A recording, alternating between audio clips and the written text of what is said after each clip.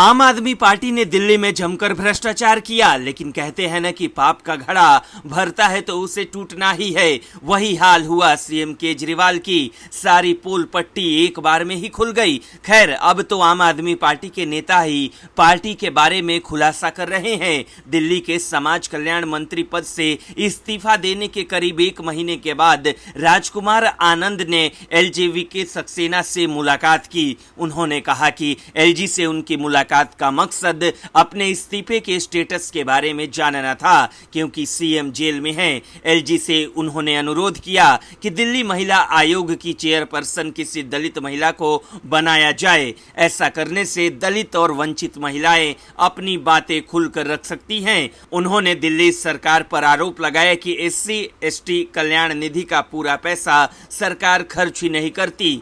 इस विभाग को जितना बजट अलॉट किया जाता है, उसका करोड़ों रुपए दूसरे विभागों को डाइवर्ट कर दिया जाता है। उन्होंने कहा कि पिछले 9 साल में विभाग के हजारों करोड़ रुपए दूसरे विभाग को दिल्ली सरकार ने डाइवर्ट कर दिए। सरकार में दलितों के मुद्दे को हर स्तर पर नजरअंदाज किया जाता है। इसी वजह से मैंने पद से इस्तीफा दे दिया। मंत्री पद पर रहते हुए भी मैंने दलित समाज के मसलों का समाधान नहीं किया। उन्होंने कहा कि महिला आयोग में दलित महिला का होना जरूरी है। अगर दलित महिला आयोग की अध्यक्ष होगी तो समाज की पीड़ित महिलाओं का दर्द ठीक से समझ सकती है।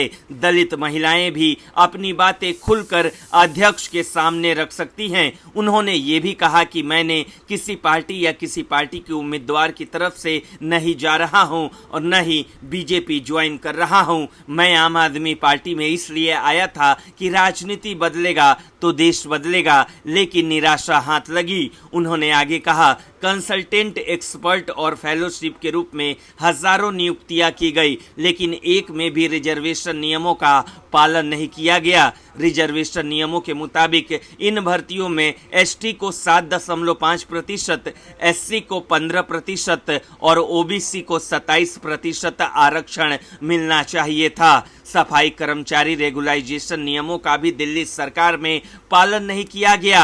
वहीं एनडीएमसी में सफाई कर्मचारियों की नियुक्ति इन नियमों के तहत की गई। उन्होंने कहा कि सीएम से उन्होंने दलितों को बोध गया बाबा साहेब आम्बेडकर की जन्मभूमि और चैत्य भूमि तीर्थ यात्रा पर भेजने का अनुरोध किया था, लेकिन इस मामले में भी कोई संज्ञान नहीं लिया गया।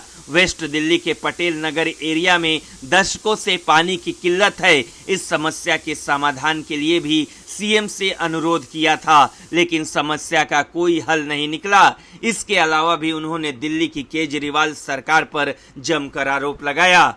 बता दें कि जब से दिल्ली के सीएम अरविंद केजरीवाल जेल में हैं, लगातार पार्टी के कई नेता अपनी ही सरकार पर सवाल खड़ा कर रहे हैं। ऐसे में अब देखने वाली बात होगी कि राजकुमार आनंद के आरोपों पर एलजीबी के सक्सेना क्या संज्ञान लेते हैं। ब्यूरो रिपोर्ट, न्यूज़ चौक।